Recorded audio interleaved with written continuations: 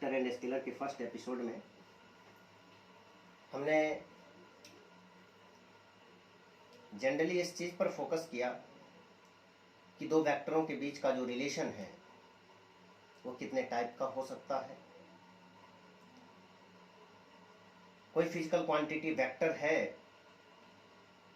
तो आखिर आप उसे किस प्रिंसिपल के बेसिस पे कह सकते हैं कि वो वेक्टर है या फिर स्केलर है।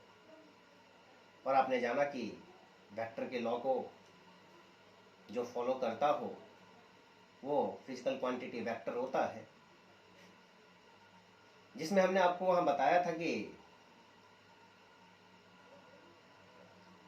जो हमारा किसी फिजिकल क्वांटिटी के बारे में ये थॉट रहता है कि ये वेक्टर है, तो बहुत से बच्चे उसे मैग्नीट्यूड और डायरेक्शन के बेसिस पे डिफाइन करते हैं। तो ये कितना सही हो सकता है, कितना एप्रोप्रिएट मेथड है, इसको बताने के लिए हमने आपने देखा था कि एक क्वेश्चन भी करवाया था, जिससे आपको क्लियर हो गया होगा कि आप सिर्फ मैग्नीट्यूड एंड डायरेक्शन के बेसिस पे ही किसी फिजिकल क्वांटिटी के बारे में ये नहीं कह सकते हैं कि वो वेक्टर है या फिर स्केलर। उसका जो कंडीशन है वो ये है कि वो वेक्टर के लॉ को फॉलो करना चाहिए। सेकेंड एपिसोड में फ्रेंड्स आप लोगों ने ये जाना कि वेक्टर का लॉ क्या है, तो आपने ट्रायंगल लॉ पे डिस्कस किया और ट्रायंगल लॉ में कुछ रूल था फ्रेंड्स,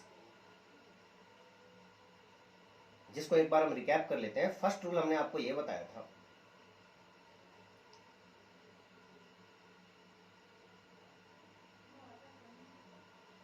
एक वेक्टर के हेड पे दूसरे वेक्टर के टेल को रखना है, फर्स्ट रूल था ये।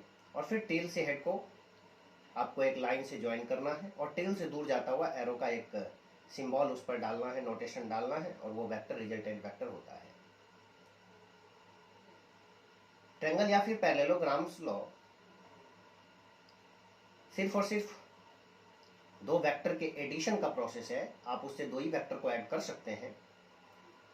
तो हमें क्या क्या डेटा दिया गया होना चाहिए ट्रायंगल या पैरेललोग्राम्स लॉ को लगाने के लिए, तो हमने आपको बताया था कि दो वेक्टर होना चाहिए हमारे पास और दोनों वेक्टर के बीच का एंगल हमें angle between two vectors given होना चाहिए।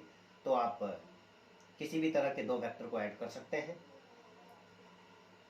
रिजल्टेंट वेक्टर का मैग्नीट्यूड कैसे निकालें, तो आपने देखा था डायग्राम में कि जब हमने एक वेक्टर के हेड पे दूसरे के टेल को डाला और टेल से हेड को मिलाने वाले लाइन को हमने रिजल्टेंट वेक्टर कहा और उस रिजल्टेंट वेक्टर का डायरेक्शन अवे फ्रॉम टेल था, तो हमने रिजल्टेंट वेक्टर का जिधर हेड था वहां से परपेंडिकुलर डाला दूसरे वेक्टर के लाइन पर, तो दूसरे वेक्टर के लेंथ को थोड़ा बढ़ाना पड़ा था। उस बढ़े हुए लेंथ को एक्स या वाई कुछ मान लिए हुए थे। परपेंडिकुलर जो हमने रिजल्टेंट के हेड से डाला था उसको भी कुछ एक्स और वाई मान लिए हुए थे और उसके बेसिस पर पहले हमने एक्स और वाई का वैल्यू निकाला और फिर पाइथागोरस थ्योरम का यूज करके आपने देखा कि रिजल्टेंट वेक्टर का जो मैग्नीट्यूड है वो root under a square plus b square plus 2ab cos theta आया। कुछ कॉन्सेप्ट भी वहां पर बताए थे और न्यूमेरिकल पॉइंट ऑफ व्यू से वहां पर दो कॉन्सेप्ट बहुत ही ज्यादा इंपॉर्टेंट था, जिसमें से कि फर्स्ट जो था वो ये कि अगर दो वेक्टर सेम डायरेक्शन में हो तो उसके रिजल्टेंट का जो मैग्नीट्यूड है वो मैक्सिमम मिलता है और रिजल्टेंट का जो डायरेक्शन है वो उसी ओर होता है जिस ओर हमारा दोनों वेक्टर का डायरेक्शन दिया गया हो। और मैक्सिमम मैग्नीट्यूड का जो वैल्यू था वो था a प्लस बी, यानी कि a के मैग्नीट्यूड और b के मैग्नीट्यूड को डायरेक्टली ऐड कर दें तो मैक्सिमम मैग्नीट्यूड कैलकुलेट हो जाता है। तो इसे आप फ्रेंड्स नोट में हमने आपको बताया था कि लिख लीजिए इस कॉन्सेप्ट को, when two vectors are in the same direction then their resultant is also in the same direction and it is maximum in magnitude। और फिर फ्रेंड्स दूसरा कॉन्सेप्ट हमने आपको ये बताया था कि दो वेक्टर के रिजल्टेंट का मिनिमम मैग्नीट्यूड कितना हो सकता है। तो फ्रेंड्स वहां पर भी जो हमारा कॉन्सेप्ट था वो ये था कि when two vectors are anti-parallel then their resultant is in the direction of that vector which is greater in magnitude। यानी अगर दो वेक्टर हमारा एंटी पैरेलल हो, एक दूसरे के अपोजिट हो, तो रिजल्टेंट का जो मैग्नीट्यूड है वो मिनिमम मिलता है। बात अगर डायरेक्शन की करें तो जो दो वेक्टर एंटी पैरेलल है उसमें जिसका मैग्नीट्यूड ज्यादा दिखे रिजल्टेंट वेक्टर का डायरेक्शन उसी ओर होगा और वैल्यू लार्जर मैग्नीट्यूड में से माइनस कर देना स्मॉलर मैग्नीट्यूड को। तो आपने देखा था फ्रेंड्स कि हमने ए और बी दो वेक्टर लिया था, तो उसका रिजल्टेंट ए माइनस बी या फिर बी माइनस ए आया था, जो कि मिनिमम मैग्नीट्यूड होता है दो वेक्टर के लिए। कॉन्सेप्ट यही है कि एंटी पैरेलल होना चाहिए। आज फ्रेंड्स हम लोग पैरेललोग्राम्स लॉ पे डिस्कस करेंगे, और पैरेललोग्राम्स लॉ में तो फ्रेंड्स पैरेललोग्राम्स लॉ में भी क्या है कि कंडीशन वही है कि आप इसे अप्लाई तभी कर पाते हैं जब आपके पास दो वेक्टर हो और दोनों वेक्टर के बीच का एंगल हमें पहले से मालूम हो। तो फ्रेंड्स अगर ऐसा है तो आप आसानी से पैरेललोग्राम्स लॉ का यूज कर सकते हैं। तो चलिए फ्रेंड्स देखते हैं, जरा 1 मिनट का ब्रेक लेंगे, हम देखते हैं। ठीक है, कैमरा ऑन या ऑफ ये हम चेक करना भूल गए थे, तो चालू है। तो फ्रेंड्स पैरेललोग्राम्स लॉ पे डिस्कस करते हैं आज। क्या होता है पैरेललोग्राम्स लॉ? पैरेललोग्राम्स लॉ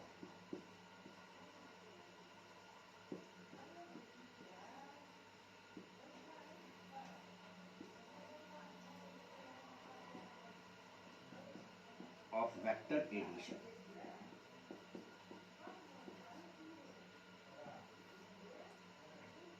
इसका भी फ्रेंड्स कुछ रूल है।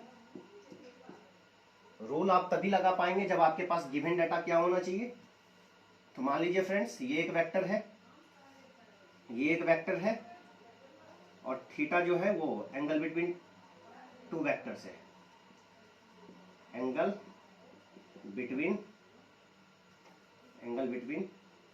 ए वेक्टर एंड बी वेक्टर, दो वेक्टर कुछ इस तरह से है। एक को मान लेते हैं ए, दूसरे वेक्टर को मान लेते हैं बी। तो दो वेक्टर गिवन है फ्रेंड्स, देख पा रहे हैं आप, और थीटा इन दोनों के बीच का एंगल है। और ये थीटा कहाँ होना चाहिए, कैसे होना चाहिए, इसके ऊपर भी हमने एक टॉपिक आपको बताया था, एंगल बिटवीन टू फैक्टर्स, मतलब how to find angle between two vectors, ये टॉपिक था हमारा। तो फ्रेंड्स फर्स्ट रूल क्या है इसका? फर्स्ट रूल ये है, arrange the given vectors such that their tails are coincides without changing the direction.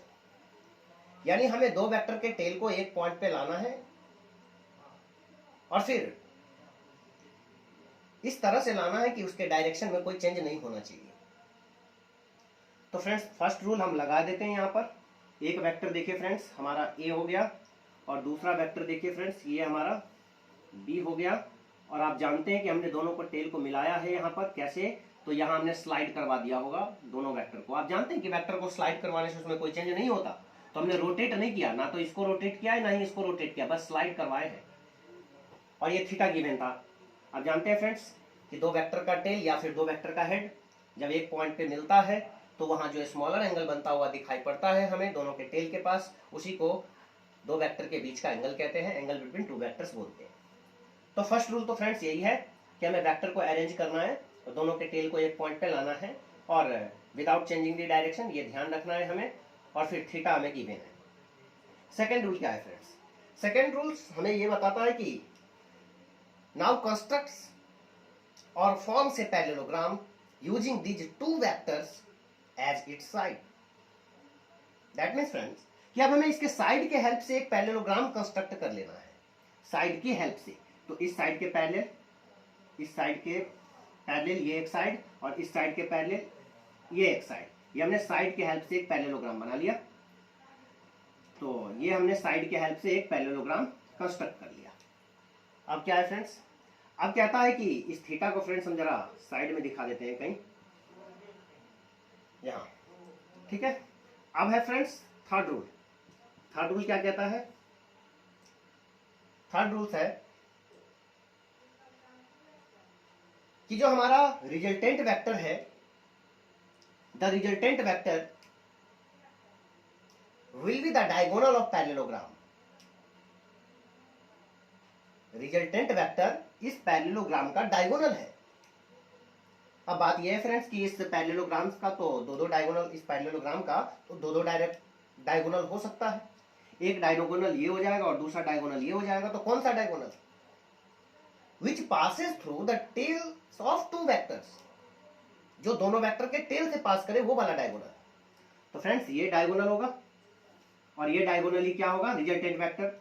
अब ये रिजल्टेंट वेक्टर है तो रिजल्टेंट का डायरेक्शन किधर होगा, away from tail. Away from tail जो कि ट्रायंगल में भी होता था, टेल से दूर जाता हुआ। तो फ्रेंड्स यही है हमारा रिजल्टेंट वेक्टर। ये किस दो वेक्टर का रिजल्टेंट है फ्रेंड्स, तो ये किस दो वेक्टर का रिजल्टेंट है, तो ये हो गया फ्रेंड्स हमारा ए वेक्टर और इसको हमने बोला बी वेक्टर, गिवन था ये। और तो ये अगर रिजल्टेंट वेक्टर है दैट मीन्स की ए वेक्टर प्लस बी वेक्टर, ये रिजल्टेंट का रिप्रेजेंटेशन हुआ कि ये जिस दो वेक्टर का रिजल्टेंट है वो है ए और बी। तो इस तरह से फ्रेंड्स ये हमारा पैरेललोग्राम्स लॉ का रूल हो गया। अब फ्रेंड्स अगर हम इसके मैग्नीट्यूड की बात करें तो बहुत ज्यादा वर्क हम इस पे नहीं करेंगे, बस आपको थोड़ा सा इंस्ट्रक्शन दे देते हैं ताकि आप इसे समझ लें। तो फ्रेंड्स देखिए इसमें करते क्या है, बिल्कुल ट्रायंगल लॉ की तरह ही रिजल्टेंट वेक्टर के हेड से हमें एक परपेंडिकुलर डालना पड़ता है। तो ये हमने एक परपेंडिकुलर डाला, कहाँ डालना होता है, तो दूसरे वेक्टर के लाइन पे। तो फ्रेंड्स दूसरा वेक्टर मतलब ए वेक्टर के लाइन पे, तो ए वेक्टर ये है तो ए वेक्टर के लेंथ को थोड़ा बढ़ाना पड़ेगा फ्रेंड्स। अब ये बढ़ा हुआ जो लेंथ है फ्रेंड्स इसको हम क्या माने, इस बढ़े हुए लेंथ को क्या माने, तो चलिए फ्रेंड्स इसको मान लेते हैं y और इसको मान लेते हैं हम x। और ये एंगल तो गिवन है फ्रेंड्स, ये एंगल अगर थीटा है क्योंकि ये b है तो ये b वेक्टर के पैरेलली है, ये अगर a है तो ये डॉटेड लाइन भी a वेक्टर के लाइन पे ही है। तो फ्रेंड्स ये एंगल अगर पूरा थीटा है तो डेफिनेटली ये एंगल भी क्या होगा, थीटा होगा। और ये बाकी पूरा कॉन्सेप्ट आप समझ रहे हैं फ्रेंड्स, ये ट्रायंगल लॉ की तरह ही है। x का वैल्यू निकालेंगे इस स्मॉल ट्रायंगल से, डॉटेड ट्रायंगल से, y का वैल्यू निकालेंगे और ये वाला जो एक बड़ा सा ट्रायंगल आपको दिख रहा है फ्रेंड्स, इसमें फिर हम पाइथागोरस थ्योरम का यूज करेंगे और यूज करने पे जो हमारा फाइनल रिजल्टेंट का मैग्नीट्यूड है फ्रेंड्स वो आप जानते हैं क्या आने वाला है, तो a square plus b square plus 2ab cos theta plus 2ab cos theta. तो ये हो गया हमारा रिजल्टेंट वेक्टर का मैग्नीट्यूड। तो आप देख रहे हैं फ्रेंड्स की सिमिलर रिजल्ट है। अब हमें फ्रेंड्स जो वर्क करना है वो इसके कुछ कॉन्सेप्ट पे वर्क करना है। अच्छा इसमें भी एंगल की बात किया जा सकता है, ए वेक्टर के साथ रिजल्टेंट का एंगल पूछा जा सकता है, मान लेते हैं अल्फा, बी वेक्टर के साथ रिजल्टेंट का एंगल तो बीटा। तो सिमिलर वहां पे जो 10 अल्फा और 10 बीटा आपने कैलकुलेट किया था बिल्कुल वही यहाँ पे भी तो सिमिलर रिजल्ट है जो आपकी सेकेंड एपिसोड में हमने आपको बताया हुआ है। तो 10 अल्फा और 10 बीटा वो आप देख लीजिएगा वहां से, तो एंगल निकालने का वही रूल है। अब फ्रेंड्स हम बात करते हैं इस पे बेस्ड कुछ कॉन्सेप्ट की।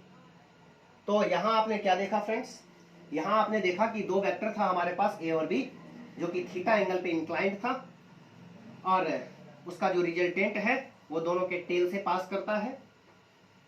तो इस कॉन्सेप्ट को आप याद रखिए। तो देखिए फ्रेंड्स कि हमारे पास अब हम कॉन्सेप्ट बताने जा रहे हैं पैरेललोग्राम्स लॉ का, जो कि न्यूमेरिकल पॉइंट ऑफ व्यू से बहुत ज्यादा इंपॉर्टेंट होता है।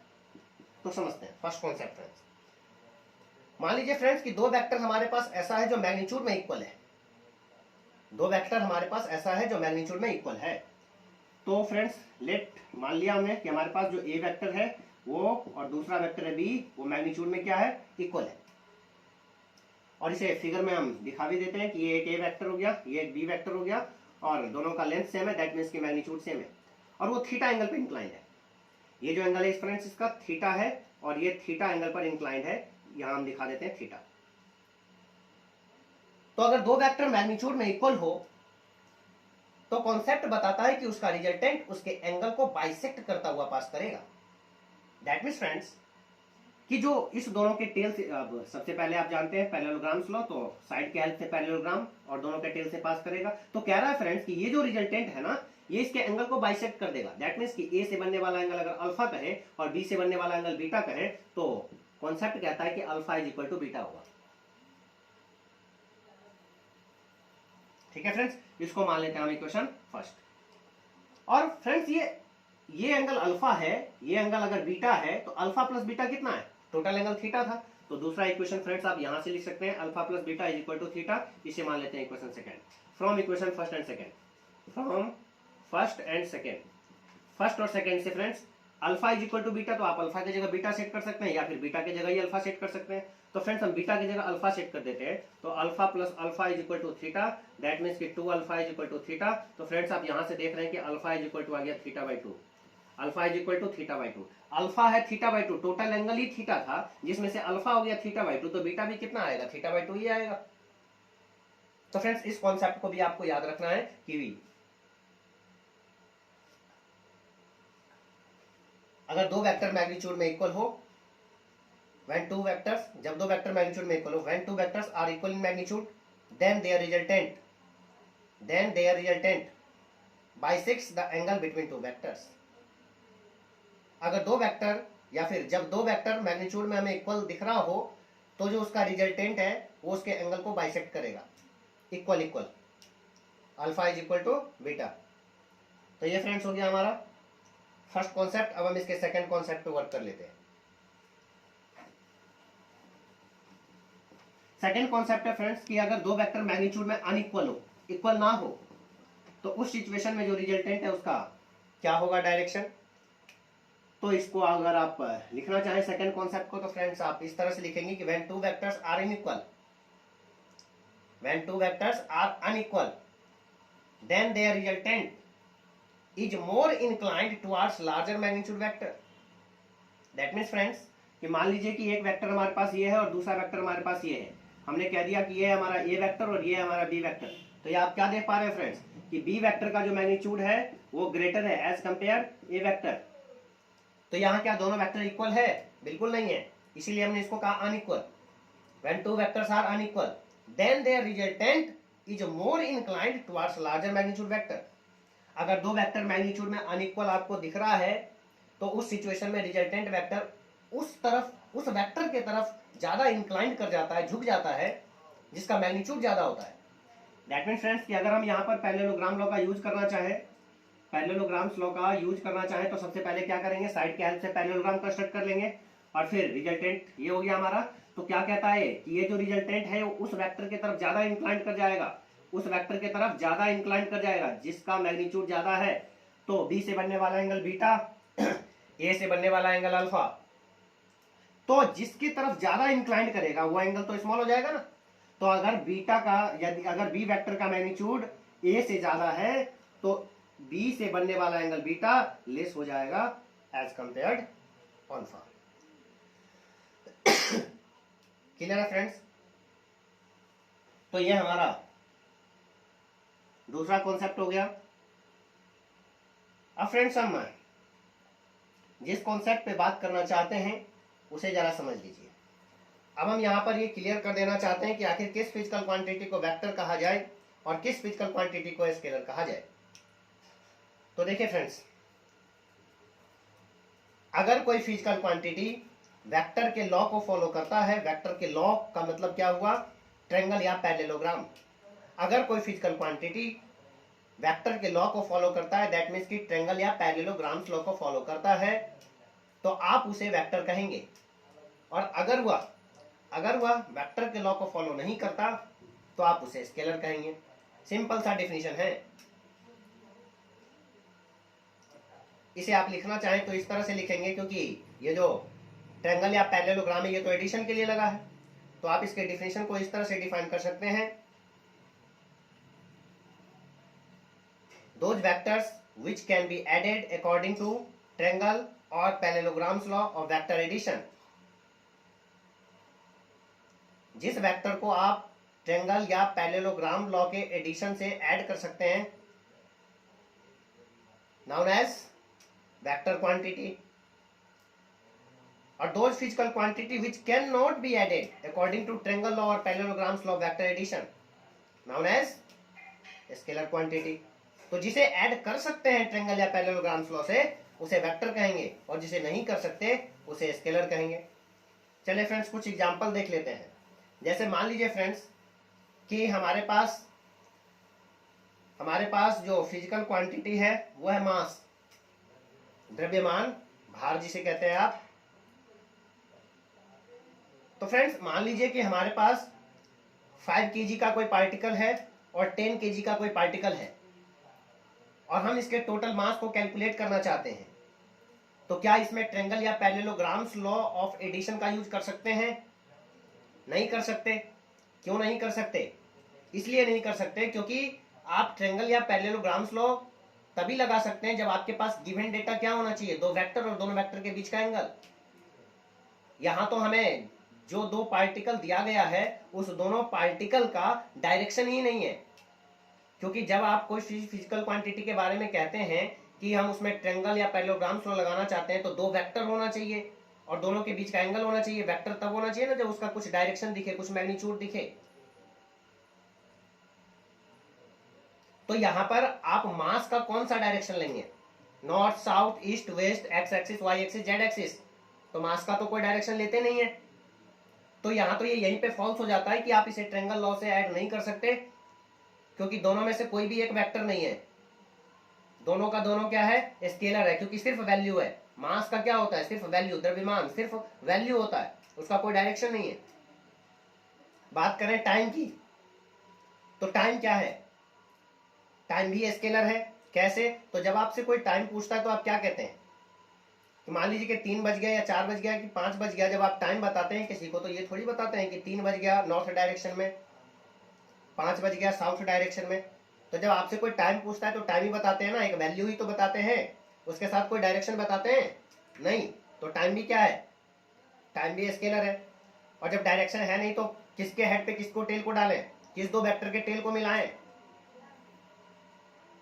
तो दो टाइम इंटरवल आपको अगर दिया हुआ है तो आप वहां ट्रेंगल लॉ या पैरेललोग्राम लॉ का यूज नहीं कर सकते, क्योंकि उसका रूल होता है, ट्रेंगल लॉ का रूल है एक वेक्टर के हेड पे दूसरे के टेल को लाना है। तो पहले वेक्टर रहे तो हेड पे टेल को रखे ना। पैरेललोग्राम लॉ का रूल होता है कि दोनों वेक्टर के टेल को एक पॉइंट पे लाना है, तो दोनों का टेल दिखे तो लाए एक पॉइंट पे ना। तो टाइम भी क्या है? स्केलर है। चलिए फ्रेंड्स, बात कर लेते हैं जरा हम स्पीड की। स्पीड की मतलब मान लीजिए फ्रेंड्स की कोई पार्टिकल है जो 5 किलोमीटर पर आवर से मूव कर रहा है। आपको ऐसा कह रहा है कि कोई पार्टिकल है जो 5 किलोमीटर पर आवर से मूव कर रहा है। अब मूव कर रहा है, किधर कर रहा है ये तो आपको बताया नहीं, सिर्फ ये बता रहा है कि वो मूव कर रहा है। दैट मीन्स क्या है फ्रेंड्स, की वैल्यू दिया है, डायरेक्शन नहीं मालूम। 5 किलोमीटर पर आवर, तो ये क्या है? ये वैल्यू है। तो क्या आप इसमें लगा सकते हैं ट्रेंगल या पैरेललोग्राम्स? नहीं लगा सकते, क्योंकि किसके हेड पे किसके टेल को रखें?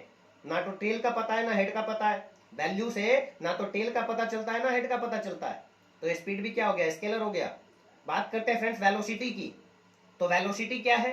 तो जब आप वेलोसिटी की बात करते हैं तो उसमें वैल्यू के साथ साथ एक डायरेक्शन दिया गया होता है। दैट मीन्स फ्रेंड्स कि मान लीजिए कि कोई फिजिकल क्वांटिटी आपके पास है, कोई फिजिकल क्वांटिटी आपके पास है, उसमें वैल्यू भी है, मैग्नीट्यूड भी, वैल्यू भी है और डायरेक्शन भी है। मैग्नीट्यूड और डायरेक्शन दोनों है। जैसे वेलोसिटी, वेलोसिटी एक ऐसा ही फिजिकल क्वांटिटी है, क्योंकि जब आप कहते हैं कि कोई पार्टिकल 5 किलोमीटर पर आवर से मूव कर रहा है तो आपको बताना पड़ता है कि एक्स डायरेक्शन में, वाई डायरेक्शन में या जेड डायरेक्शन में, या प्रॉपर किसी north south east west direction में। तो जब आप ऐसा बताते हैं कि 5 kilometre per hour towards north, towards south, जब आप डायरेक्शन को रिप्रेजेंट करते हैं अलोंग एक्स एक्सिस, तो जब आप डायरेक्शन को रिप्रेजेंट करते हैं वैल्यू के साथ साथ, तो वेलोसिटी कहलाता है। तो वेलोसिटी कहलाता है। तो यहाँ हेड और टेल का पता है। तो अगर दो पार्टिकल है, एक 5 किलोमीटर पर आवर से नॉर्थ के डायरेक्शन में जा रहा है, दूसरा पार्टिकल है जो 10 किलोमीटर पर आवर से साउथ के डायरेक्शन में जा रहा है, तो नॉर्थ और साउथ का पता है। तो जिधर जा रहा है उधर हेड है और अपोजिट डायरेक्शन में उसका टेल होगा। तो एक नॉर्थ के डायरेक्शन में जा रहा है, एक साउथ के डायरेक्शन में जा रहा है। तो ये हो गया फ्रंट हमारा नॉर्थ और ये हो गया हमारा साउथ, है ना। तो इसमें टेल का पता है ना, एक 5 किलोमीटर पर आवर से जा रहा है और दूसरा 10 किलोमीटर पर आवर से जा रहा है, तो है ना टेल, है ना हेड। जो नॉर्थ में जा रहा है उसका हेड होगा नॉर्थ के डायरेक्शन में, और जो साउथ में जा रहा है उसका हेड साउथ के डायरेक्शन में। तो क्या यहाँ पर आप एक वेक्टर के हेड पे दूसरे के टेल को नहीं रख सकते? विदाउट चेंजिंग डायरेक्शन रख सकते हैं। तो वेलोसिटी क्या हो गया? वेलोसिटी हो गया हमारा वेक्टर क्वांटिटी। बात कर लेते हैं फ्रेंड डिस्टेंस की।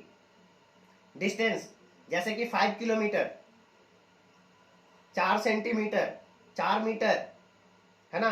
तो ये सब क्या है? ये डिस्टेंस है। तो डिस्टेंस का कोई डायरेक्शन होता है क्या? डिस्टेंस का कोई डायरेक्शन होता है? जब आप किसी चीज का स्केलिंग करते हैं कि भाई 5 मीटर में या 6 मीटर में कोई चीज दीजिए, जब आप कहते हैं ऐसा, तो क्या उसको एक प्रॉपर डायरेक्शन में दिया जाता है या उसका अपना एक डायरेक्शन होता है? नहीं, तो सिर्फ वैल्यू को रिप्रेजेंट करता है। तो ना तो हेड का पता है उसमें, ना तो टेल का पता है, तो कहां से लगेगा ट्रेंगल या पैरेललोग्राम लॉ? तो फ्रेंड डिस्टेंस भी क्या हो गया? स्केलर हो गया। अब बात करते हैं फ्रेंड डिस्प्लेसमेंट की। तो डिस्प्लेसमेंट क्या है? डिस्प्लेसमेंट एक वेक्टर क्वांटिटी है। डिस्प्लेसमेंट क्यों वेक्टर क्वांटिटी है? क्योंकि जब आप डिस्प्लेसमेंट को रिप्रेजेंट करते हैं तो एक प्रॉपर डायरेक्शन आपको दिखाना पड़ता है, एक प्रॉपर डायरेक्शन आपको दिखाना पड़ता है। जैसे मान लीजिए कि किसी का पोजीशन हमें रिप्रेजेंट करना हो। जैसे मान लीजिए कि हम ऑरिजिन हैं और हमसे कितने डिस्टेंस पे कोई चीज रखा हुआ है, तो पहले हम एक लाइन जोड़ेंगे उसमें, एक लाइन यानी कि उसके पोजीशन को दिखाना हमसे कितने डिस्टेंस पे है, अब किस डायरेक्शन में है, एक प्रॉपर डायरेक्शन में होगा ना। तो जब हम उस पार्टिकल के पोजीशन को लोकेट करते हैं तो डिस्टेंस के साथ साथ ये भी देखते हैं कि वो हमसे किस डायरेक्शन में है, तो उसको कहते हैं डिस्प्लेसमेंट। पोजीशन एग्जैक्टली किसी पार्टिकल का जब आप पोजीशन बताते हैं ना तो वो डिस्प्लेसमेंट होता है। तो वहां वैल्यू और डायरेक्शन दोनों होता है, टेल और हेड का पता होता है। वहां आप ट्रायंगल या पैरेललोग्राम्स लो यूज कर सकते हैं। अगर मान लीजिए कि दो पार्टिकल है हमारे पास और दो डिफरेंट डिफरेंट डायरेक्शन में रखा हुआ है, दोनों का पोजीशन डिफरेंट है, तो डेफिनेटली दोनों का हेड और टेल होगा। तो आप एक वेक्टर के हेड पे दूसरे के टेल को रख सकते हैं विदाउट चेंजिंग द डायरेक्शन। तो हाँ, डिस्प्लेसमेंट में आप ट्रायंगल और पैरेललोग्राम्स लॉ का यूज कर सकते हैं, दैट मीन्स वेक्टर क्वांटिटी। अब बात कर लेते हैं फ्रेंड्स कुछ ऐसे फिजिकल क्वांटिटी की जिसमें मैग्नीट्यूड और डायरेक्शन होते हुए भी वो वेक्टर नहीं होता है। जैसे फ्रेंड्स हमारे पास एक फिजिकल क्वांटिटी है करंट। करंट क्या है? क्या करंट में मैग्नीट्यूड नहीं है? क्या करंट में डायरेक्शन नहीं है? हाँ है, करंट में मैग्नीट्यूड है, करंट में डायरेक्शन है, फिर भी वो स्केलर है। क्यों? क्योंकि वो वेक्टर के लॉ को फॉलो नहीं करता।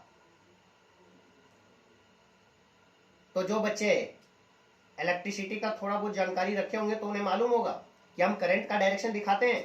वैसे भी आप जानते हैं कि हमारे घर में जो वायरिंग हो रहा होता है तो जो वायर है तो करंट वायर से ही जाएगा ना, और प्रॉपर एक डायरेक्शन होता है करंट के फ्लो का, फ्लो ऑफ इलेक्ट्रॉन, तो डायरेक्शन होता है, मैग्नीट्यूड भी होता है,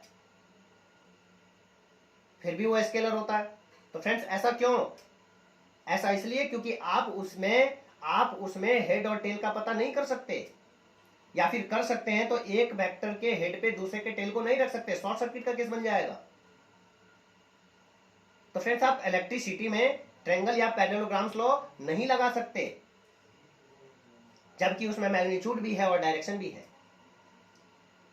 तो कोई जरूरी नहीं है कि किसी फिजिकल क्वांटिटी के पास मैग्नीट्यूड और डायरेक्शन हो तो वो वेक्टर होगा ही, कोई जरूरी नहीं है। वेक्टर के लॉ को फॉलो करना चाहिए, ये प्रायोरिटी देना है। लेकिन फ्रेंड्स अगर पहले से किसी फिजिकल क्वांटिटी के बारे में आपको पता हो कि नहीं ये वेक्टर है, तो मैग्नीट्यूड भी होगा और डायरेक्शन भी होगा। इस पे बेस्ड हमने फर्स्ट एपिसोड में एक क्वेश्चन आपको करवाया था। तो फ्रेंड्स यही है हमारा पैरेललोग्राम्स लॉ। अब हमने बात करना है, एक क्वेश्चन देख लेते हैं। क्वेश्चन कुछ इस तरह से है,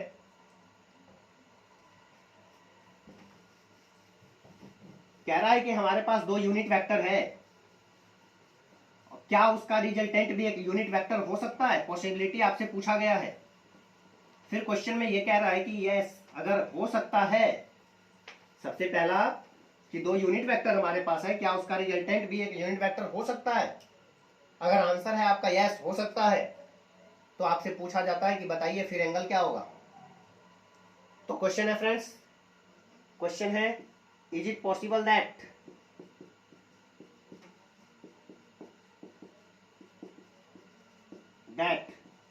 the resultant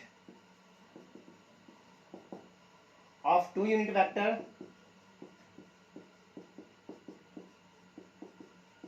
may be a unit vector?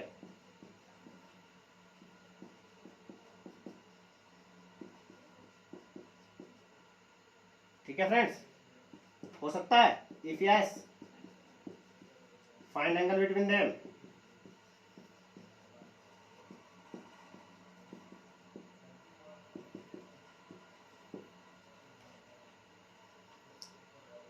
देखिए फ्रेंड्स, आप जब दो वेक्टर का रिजल्टेंट लिखते हैं तो कैसे रिप्रेजेंट करते हैं उसको? ए वेक्टर प्लस बी वेक्टर। और जब आप मैग्नीट्यूड को दिखाते हैं तो क्या लिखते हैं? Root under a square plus b square plus 2ab cos theta. क्या कह रहा है क्वेश्चन में? क्वेश्चन में कह रहा है कि ए का मैग्नीट्यूड भी 1 है और बी का मैग्नीट्यूड भी 1 है, दोनों ही यूनिट वेक्टर है, तो रिजल्टेंट भी एक यूनिट वेक्टर हो सकता है या नहीं? डाल के देख लेते हैं, डाल के देख लेते हैं।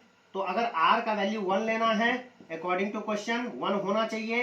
ए जब 1 ले, बी जब 1 ले, तो ये हो गया friends 2 cos theta, a1 b1, तो 2 ही बचा ना, 2 cos थीटा। दोनों तरफ अगर हम स्क्वायर करें फ्रेंड्स तो ये हो जाएगा 1 का स्क्वायर यहाँ 1 + 1 डायरेक्टली लिख देते हैं, 1 + 1, 1 का स्क्वायर 1, 1 का square 1, 1 + 1 2 plus 2 cos theta, 2 common ले सकते हैं, 1 का स्क्वायर 1, 2 कॉमन ले लीजिए, 1 plus cos theta 1/2 is equal to 1 plus cos theta. यहाँ से friends cos theta is equal to -1/2 है ना, 1/2, 1 को लेफ्ट लाइए तो 1/2 - 1 इज इक्वल टू -1/2। क्या cos थीटा की जगह पर -1/2 डाल दिया जाए तो यह रिजल्टेंट का जो वैल्यू है वह 1 आएगा? बिल्कुल आएगा, आएगा। तो आंसर तो है यस, पॉसिबल है, पॉसिबल है। तो फिर एंगल बताइए, दैट मीन्स कि cos थीटा का वैल्यू -1/2 कब होगा? 120 degree. Theta is equal to 120 degree. ये कैसे होगा? यूट्यूब पे आप जाकर फर्स्ट लेक्चर को देख लीजिए, हमारे फर्स्ट लेक्चर को देखिए, कैसे होगा ये आपको मालूम चल जाएगा।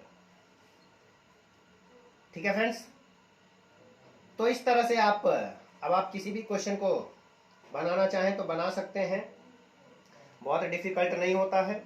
एक क्वेश्चन फ्रेंड्स हम इस तरह से लेते हैं कि क्वेश्चन में दिया गया है कि हमारे पास दो वेक्टर है ए और बी, तो थोड़ा हम उसको शॉर्ट में करना चाहते हैं कि हमारे पास दो वेक्टर है ए और बी, और जो कह रहा है कि जो रिजल्टेंट है ना उस दोनों वेक्टर का, उस रिजल्टेंट का जो मैग्नीट्यूड है वो बी के मैग्नीट्यूड के हाफ है। तो क्वेश्चन फ्रेंड्स कुछ इस तरह से है कि दो वेक्टर है हमारे पास ए और बी, तो हम इस तरह से शॉर्ट में लिखते हैं if R vector is equal to A vector plus B vector. इसमें क्या क्या डेटा दिया गया है, हमें कह रहा है कि जो रिजल्टेंट है ना वो परपेंडिकुलर है किस पर? ए वेक्टर पर। और क्या डेटा गिवन है? और कह रहा है कि जो मैग्नीट्यूड है ना रिजल्टेंट का वो बी के मैग्नीट्यूड के हाफ के इक्वल है। तो समझ पा रहे हैं क्वेश्चन? कह रहा है कि दो वेक्टर है, there are two vectors A vector and B vectors.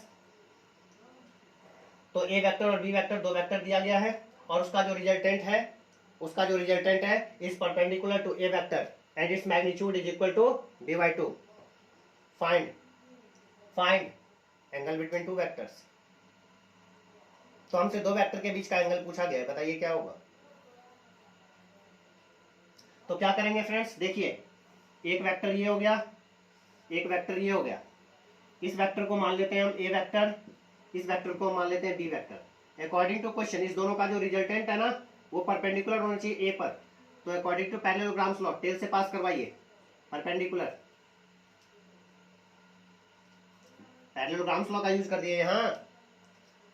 और ये हो गया हमारा resultant vector, that means R vector. ये ए है और ये बी है, तो R is equal to A vector plus B vector, A vector plus B vector. ठीक है फ्रेंड्स, अब देखिए फ्रेंड्स यहाँ पर ये जो एक ट्रायंगल दिख रहा है ना, ये ए का लेंथ, ये आर का लेंथ निकाल सकते हैं आप अगर दोनों वेक्टर के बीच का एंगल हमें मालूम हो तो यही तो हमसे निकालना है, एंगल ही तो निकालना है। तो क्या क्या डेटा गिवन है, ये 90 डिग्री ये मालूम है, क्या ये थीटा निकाल सकते हैं आप? इसको अगर हम थीटा मान लें तो ये कैलकुलेट कर सकते हैं। हाँ, अगर गिवन डेटा अगर ये दिया गया है कि रिजल्टेंट का मैग्नीट्यूड b/2 है, तो आप इसमें साइन थीटा का यूज करके क्या लिख सकते हैं? Sine theta is equal to p/h। तो p/h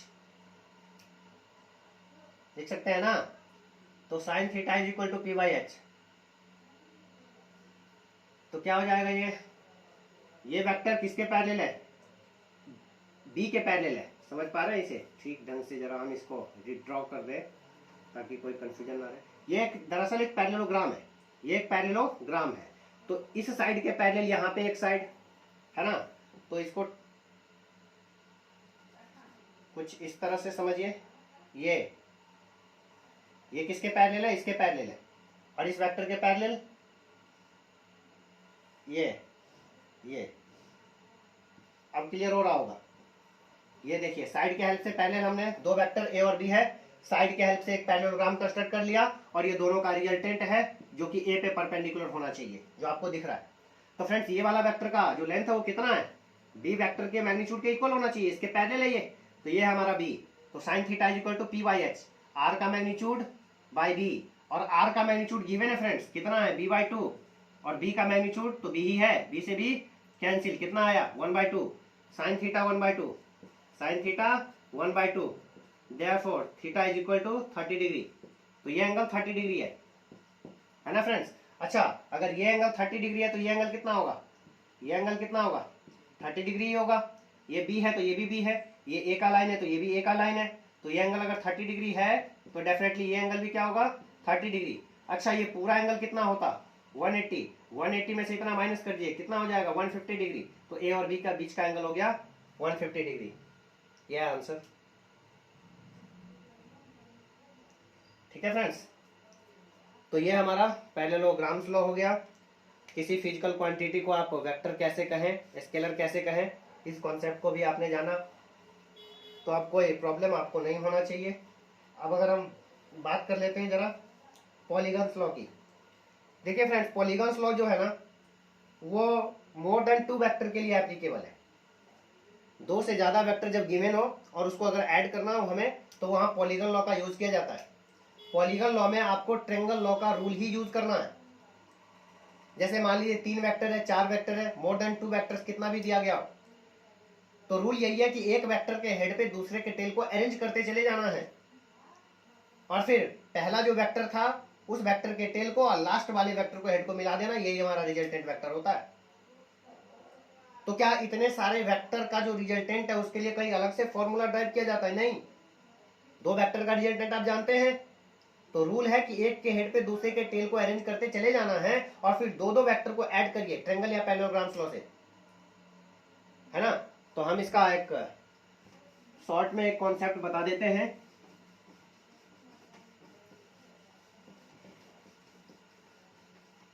तो पॉलीगन लॉ,